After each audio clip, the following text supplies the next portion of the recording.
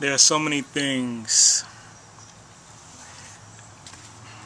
that I have done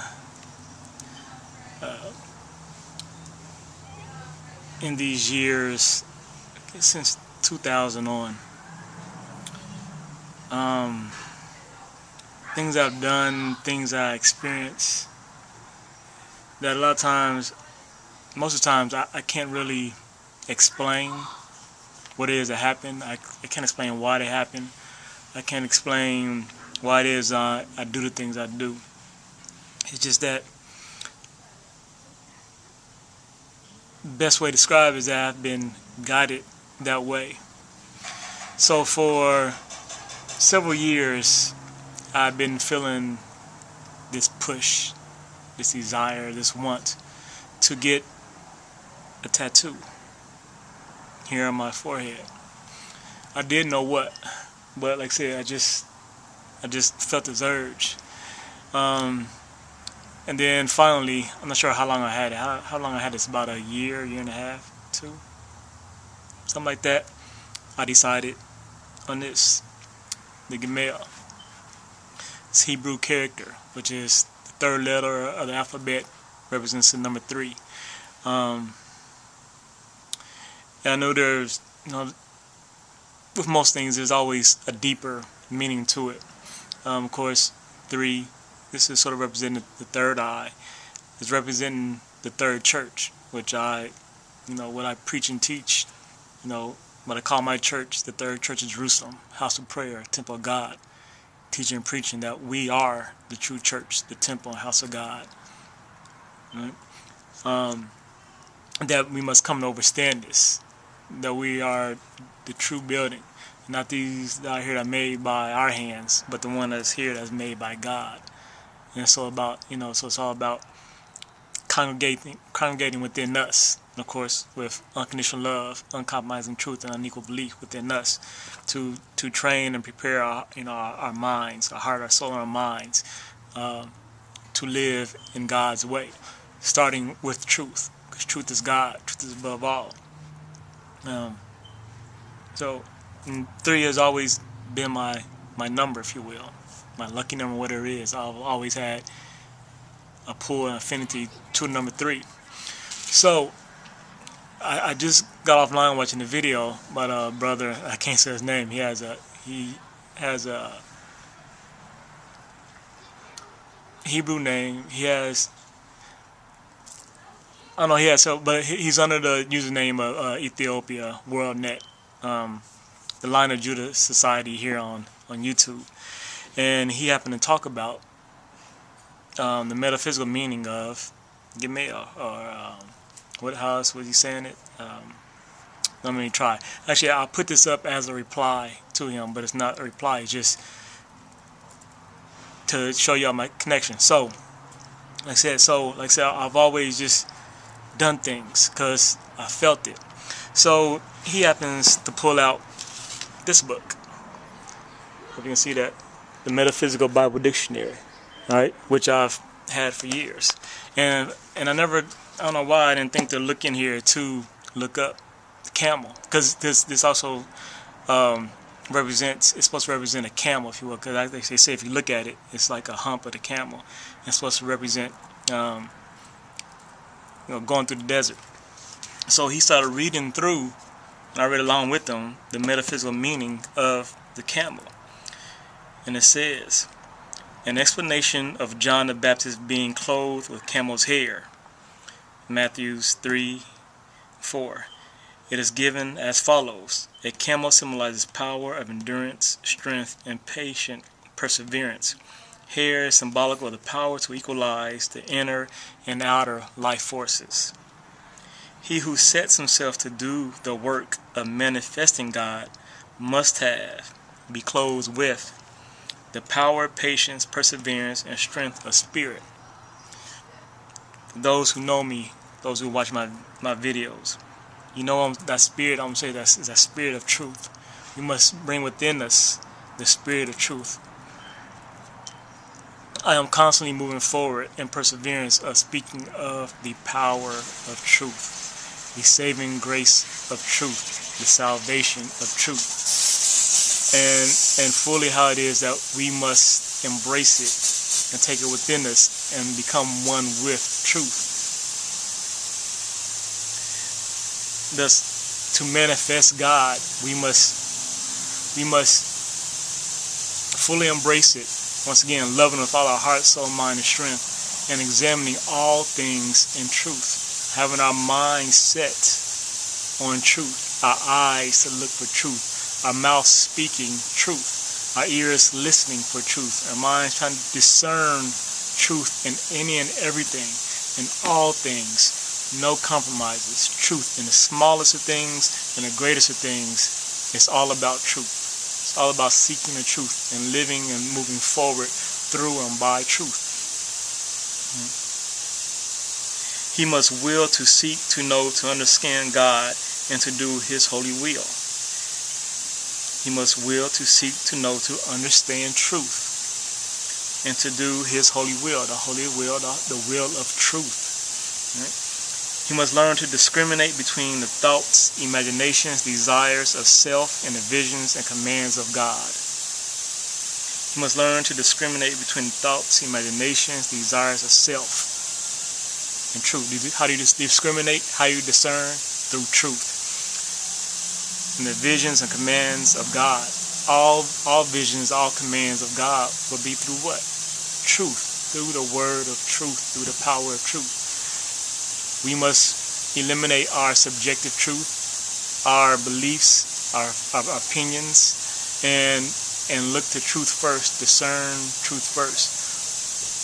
We must make truth our belief. We must believe in truth and not make our belief the truth. I believe this, so it's the truth. As many people in religion do. They say Bible's the truth because they believe it to be. That's not how it works. You take the truth and then you believe in that truth, and the truth will guide you to truth. He must have the strength to receive the wisdom of spirit, the spirit of truth. He must have the strength to equalize the flow of thought, substance, and to harmonize ideas of spirit with the manifestations of the outer world. Once again, it's the spirit of truth. All wisdom, all knowledge comes from truth, right? It takes the truth to know things, to gain the knowledge, the wisdom, the understanding, and the understanding of any and everything.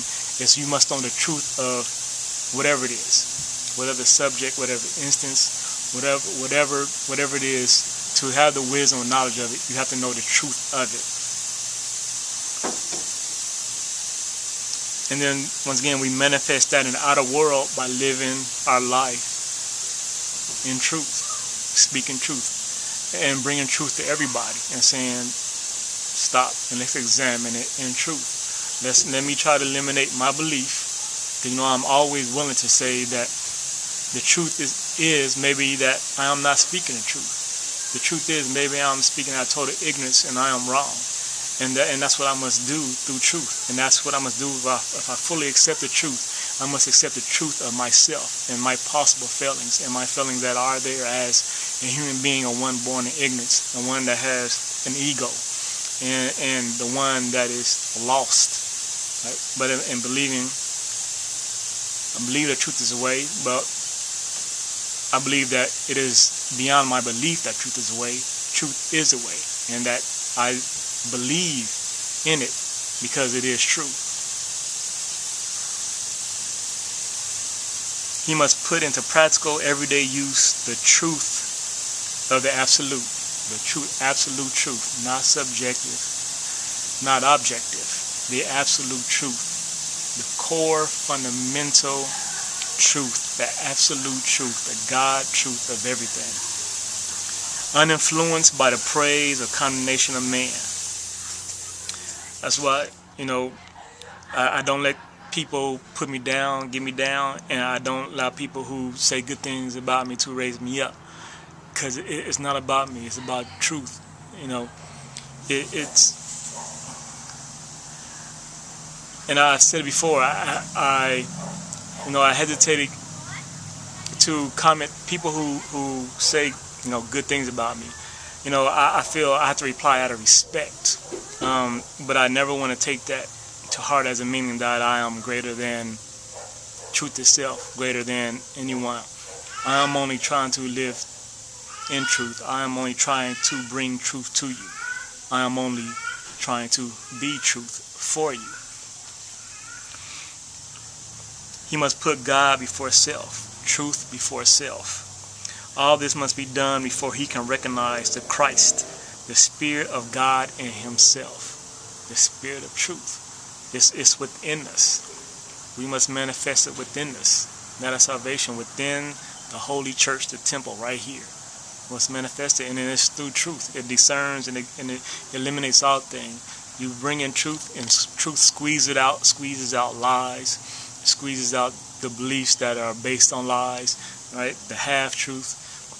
Make it make a mass as dense, a mass of truth as dense and as solid as possible, and it squeezes out everything that is not truth. And you have that inside yourself.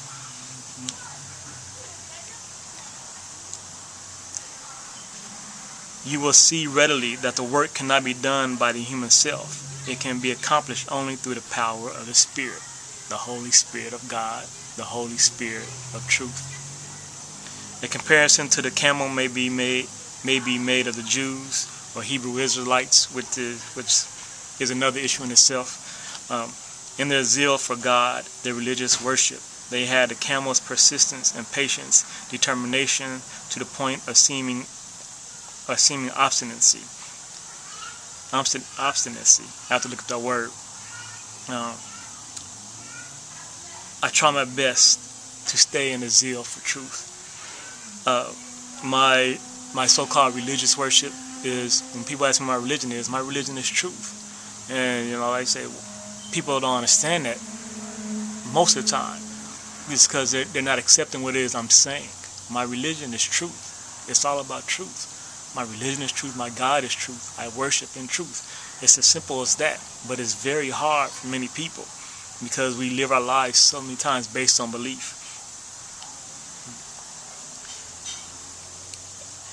And I try to stay persistent with it. I do. Those who are watching the videos, I do. Right? And patient. I try to be patient and submit myself to the will of truth and try to come to understand things outside of me that I have no control over, and I have to try to understand and understand people, have compassion for the things that happen in this world because of the lack of the love for truth. On the other hand, they were just as zealous in the pursuit of idols. I keep those out. Idols. It's anything that isn't the truth, right? Is an idol, I would say. Anything that isn't the truth is a false god. Isn't the one true God, the one true God, one truth God is truth. Camels are appropriately called the ships of the desert, Fallow says, to the ability to go long distances without outer nourishment, are added a lofty stature and great agility, eyes that discover minute objects at a distance, must find the truth in the minutest of things, the smallest of objects. The truth is within everything. Once again, the smallest to the largest. That which you find in the micro, you find in the macro. A sense of smelling of prodigious acuteness. A spirit, moreover, of patience, not the result of fear, but of forbearance, came to the length of self-sacrifice and the practice of obedience. Obedience to truth. Without the existence of the camel, immense portions of the surface of the earth would be uninhabitable and even impassable. Existence of the camel.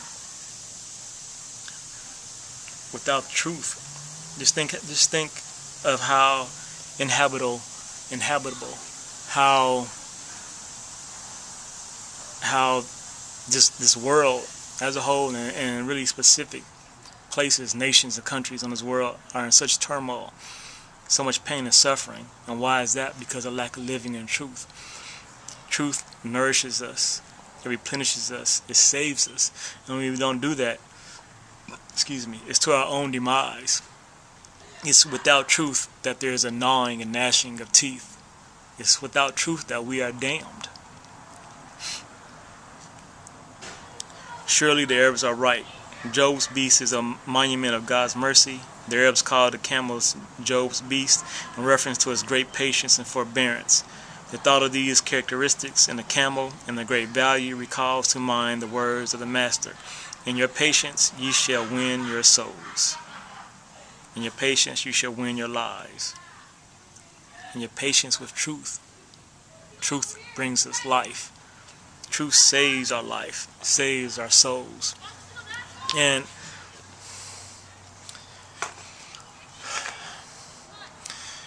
I'm going to say this, and I don't want it to be taken wrongly.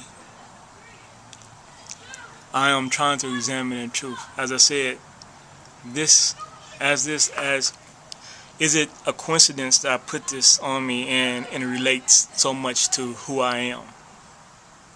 It could be. Truth is, it could be. Truth is, it could be by guidance.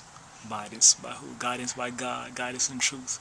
The things I've done, there's just been so many things that I've done for only because I felt guided that then turned out to have something powerful behind it. And I can take it as a sign to myself. It could be that.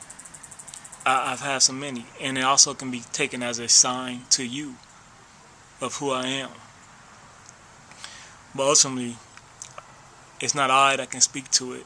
It's not you that can speak to it. It is only truth.